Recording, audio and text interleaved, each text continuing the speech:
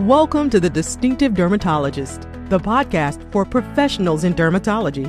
Our goal is to help your practice stand out and deliver the ultimate experience for your patients, so they schedule repeat visits and refer your practice to their friends.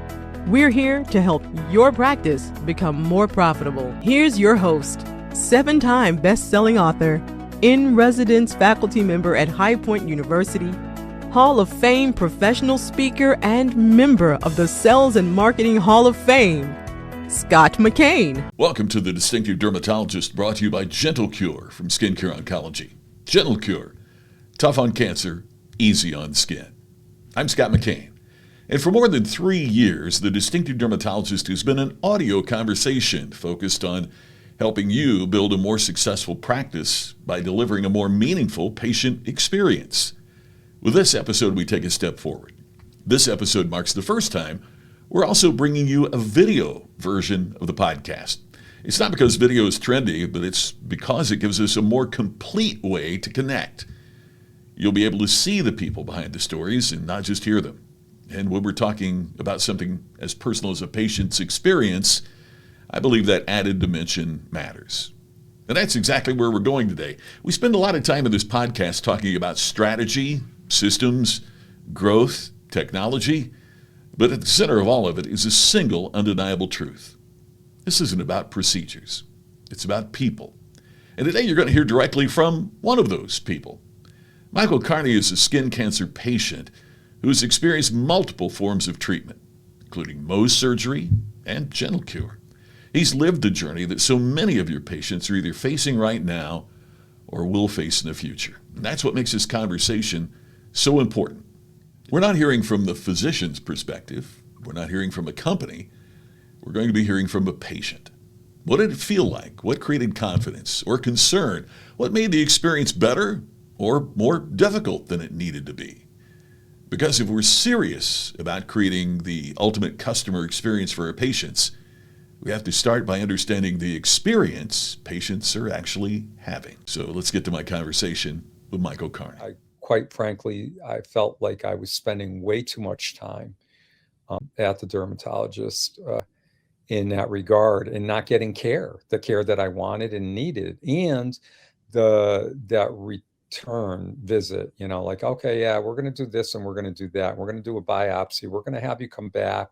We're going to we'll do this. And I like one-stop shopping. If I'm there, you see something, let's biopsy it right then and there. Let's get this thing done.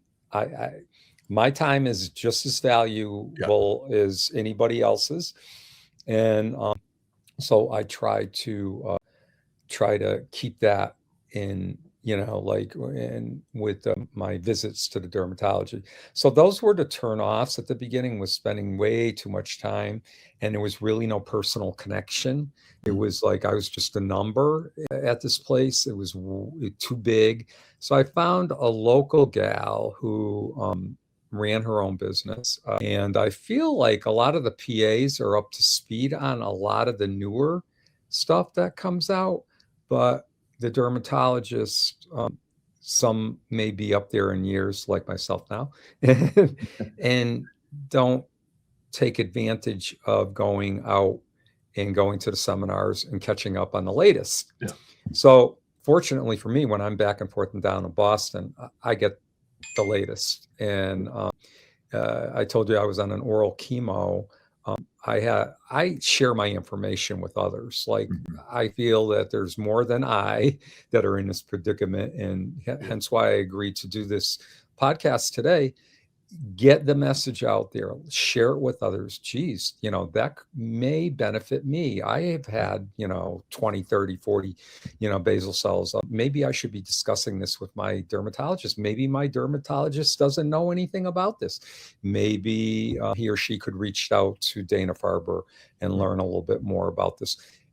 So today, in that regard, I feel like I'm not only a patient, I'm an educator. Like I literally spend 2 or 3, times a week on the phone with somebody, a friend or a friend's daughter or son, or who's just gotten diagnosed or looking for the best, or, what would you do if, you were in this boat type deal. So I do that quite a bit. I'm not an expert. I'm not a doctor. I'm not a PA. However, I got my finger on it. I know what to look for. And I know when things are pretty serious, and when they're, when you can just get some liquid nitrogen and, torch yourself, as I call it.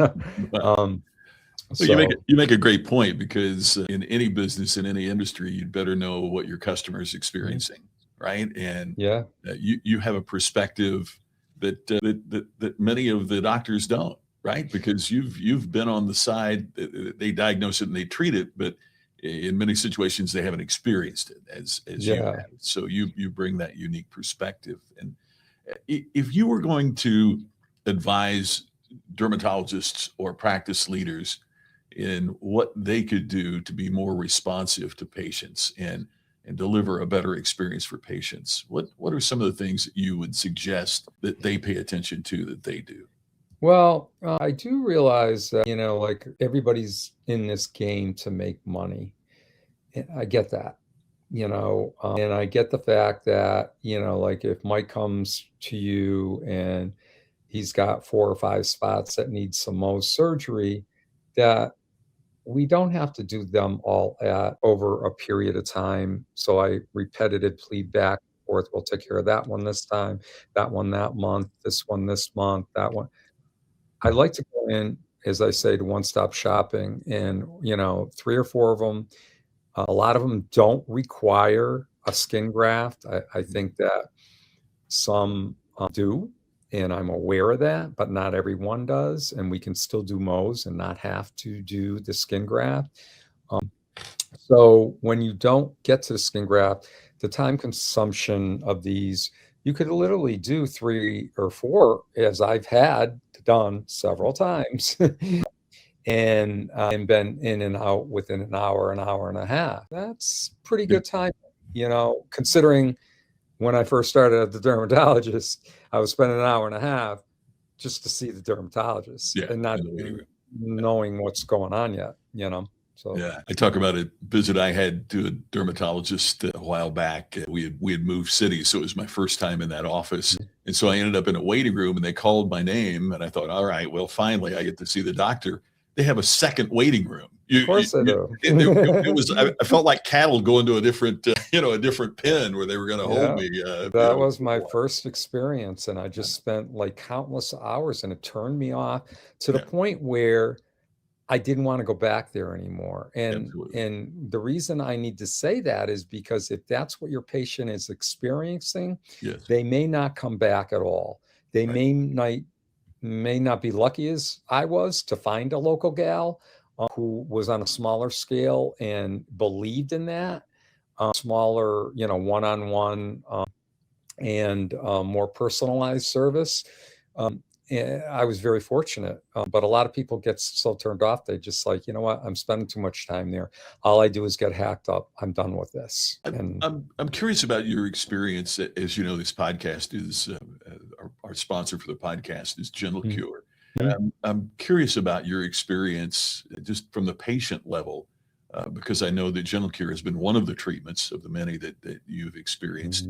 Mhm. Could you relate your experience with IGSRT?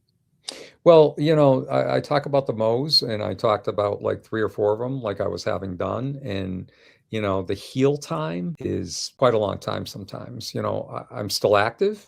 I work out on a daily basis. I'm not able to work out. I'm not able to be out in the field. I can't work when I have stitches in me. And so I started doing my own research, and I'm constantly, on Google, and I found low dose radiation. I was like, oh, geez, what's this all about? And image guided, low dose radiation. And I was like, oh, image guided. They actually do an ultrasound of the tumor before they radiate, so they don't go any deeper than the cancer cells. This is interesting, so I called the company and said, hey, is there anything in Western Mass? And I said, yeah, we have one at that time in Massachusetts, and we have two in Connecticut. And I chose one, I'm in Western Mass. So I chose one in the abutting state, Connecticut, and shot over the border. And I had a great experience. And I had 4 of them done at once on my face because I felt like, who wants to look like Frankenstein, right? I mean, like who wants to be all scarred up and stitched up and not be able to work and sore. And the nice thing about this was I literally would go down and they would meet me earlier in the morning, 7:45, and I would have, a quick zap on each spot, which was not even a minute. And I would come back to the city and I'd be able to work, like that was a bonus, that was a huge absolutely. bonus. I had no downtime. Yeah. And for me, it just worked out so well that a year later, or actually about 6-8 months later, I had more spots and I went back and I had them dealt with as well. It's interesting too, because you talked about the ability to treat several spots at once, as opposed to what you were saying earlier about the Mohs surgeon that was bringing you in one at a time. I mean, I think that's something that's often overlooked or underappreciated is the patient's time.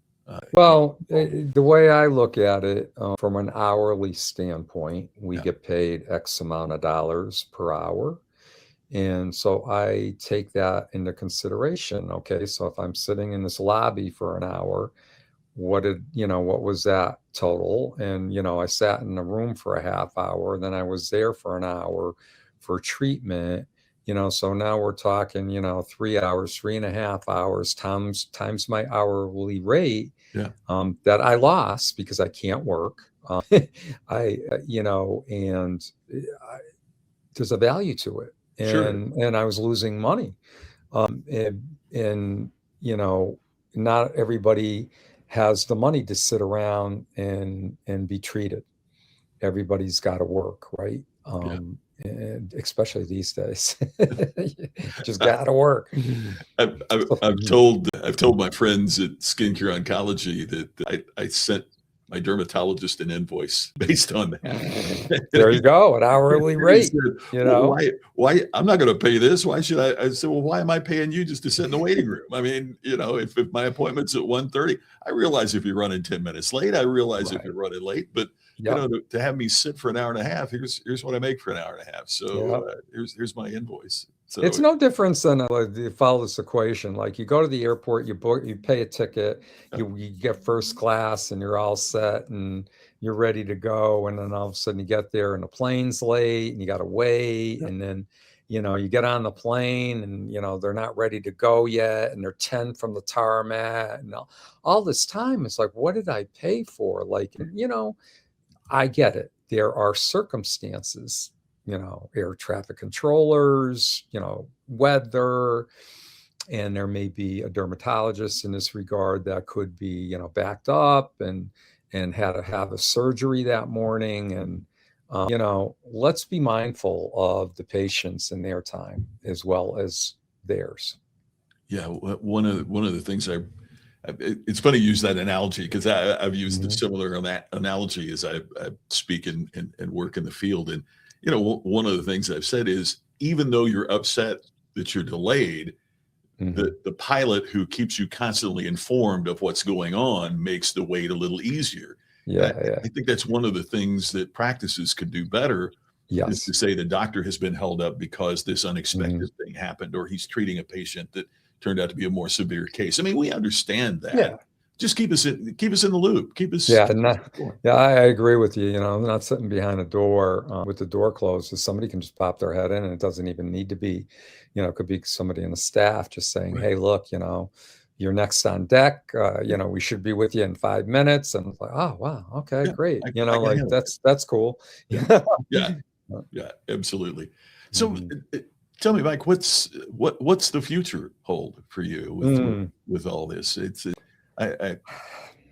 I ask that question in part because I lost my first wife to cancer, and it wasn't skin cancer, but I do know as a caregiver the journey and how difficult it can be for you and for the people around you. So I'm just curious what your steps are and what your plans are. Well, first of all, you made me think of this. A lot of people look at skin cancer as like, oh, you're getting something removed and you're going to be fine. And most of the time, that is the case. But there is some serious side effects to all of this, and including psychologically and what it does to you over a long period of time. You get agitated, you get irritable, the treatments, and so forth. So that can be debilitating in that regard. So I constantly am looking and in search of something new, something easier, something softer. Hence why the image guided low dose radiation just worked for me. It was that. And is there something beyond that? There's something in Europe currently I got my eyes on. Like I keep my eyes open. Yeah.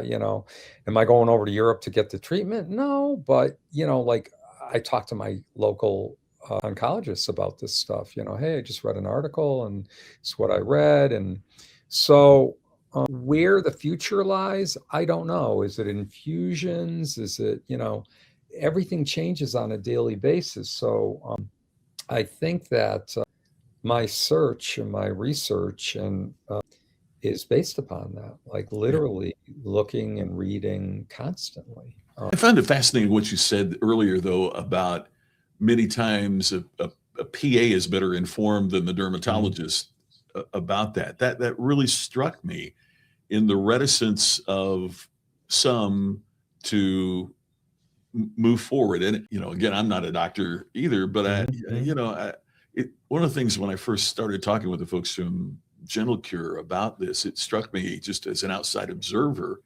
Mohs surgery has been around for a lot of years. There's very few procedures in medicine today that something that old is still regarded as kind of the gold standard. The challenge of moving medicine forward is significant, isn't it? I mean, because you're talking about these treatments in Europe. Well, why, isn't that interesting if they're over there and not, not here.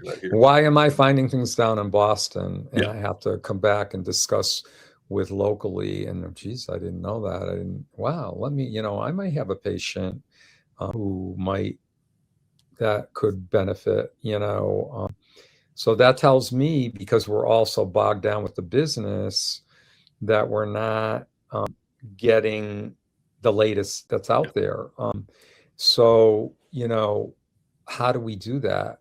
I find that the younger PAs that, just out of school may be a little bit more efficient in that regard than somebody who's in their latter years and close to retirement and had their practice for 40 years and just like, I'm working another 3 or 4 years.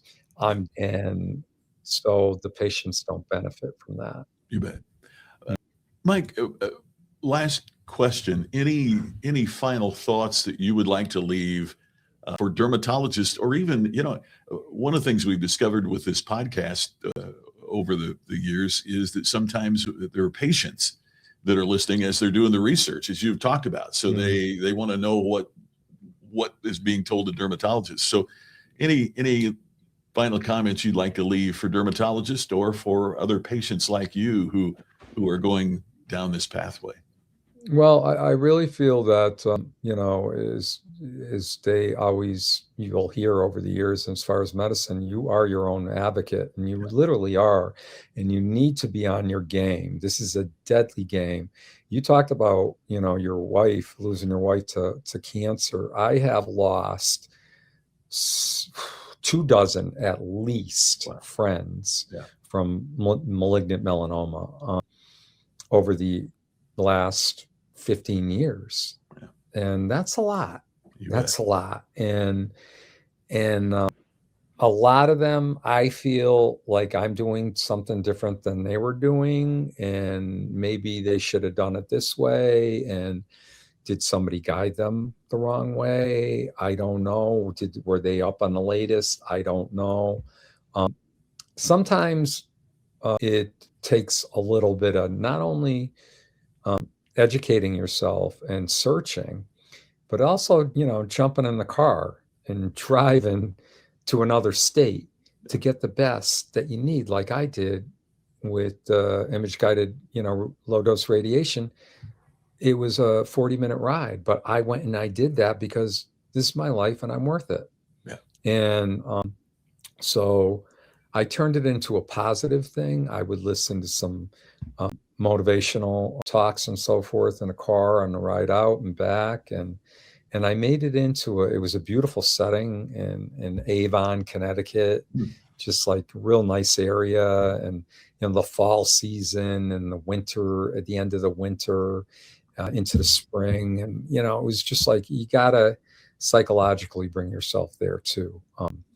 So what do you offer for your patients besides, the medicine? Do you talk to them about eating healthy? Do you talk to them about, meditation? Do you talk to, how do they deal with the stress on all of this? How do you deal with this? Sometimes it doesn't require just taking a pill. There's a lot more benefits to other avenues that can be explored. That's perfect. Well, Mike, I'm grateful for your time and grateful for your story. Thank you for sharing it with us today. Thank you very much. Appreciate it. There's something very important about what we've just heard. In the dermatology profession, in any profession, it's easy to believe we understand the experience we're delivering. But listening to Michael reminds us of the truth. The experience isn't what we intend, it's what the patient perceives. Part of what stood out to me in this conversation wasn't just the clinical differences in treatment, it was Michael's emotional journey, the uncertainty, the need for clarity, the importance of being given a choice, and above all, the impact of feeling informed or uninformed. Because the moment a patient discovers there was an option they weren't told about, trust doesn't just erode, it disappears. And once that trust is gone, everything else becomes more difficult. Compliance, satisfaction, referrals, outcomes. That's why the ultimate customer experience in dermatology isn't just about efficiency or expertise. It's about transparency. It's about communication. It's about making certain the patient feels like a participant in their care, not just a recipient of it. When you think about your own practice, I'd encourage you to reflect on one simple question. Where might there be gaps between the experience you believe you're delivering and the one the patient is actually having? That gap, that's where distinction is created or lost. And now as we expand the Distinctive Dermatologist into video as well as audio, our goal is to bring you even closer to these real experiences so you can see them, hear them, and most importantly, apply them. Thanks as always to our sponsor, GentleCure from GentleCure Oncology, who believes that if you found this conversation valuable, please make sure you're subscribed, whether you're listening or watching, so you don't miss what's coming next. I'm Scott McCain. Thanks for joining me. Thanks for listening, and join us next time for The Distinctive Dermatologist with Scott McCain.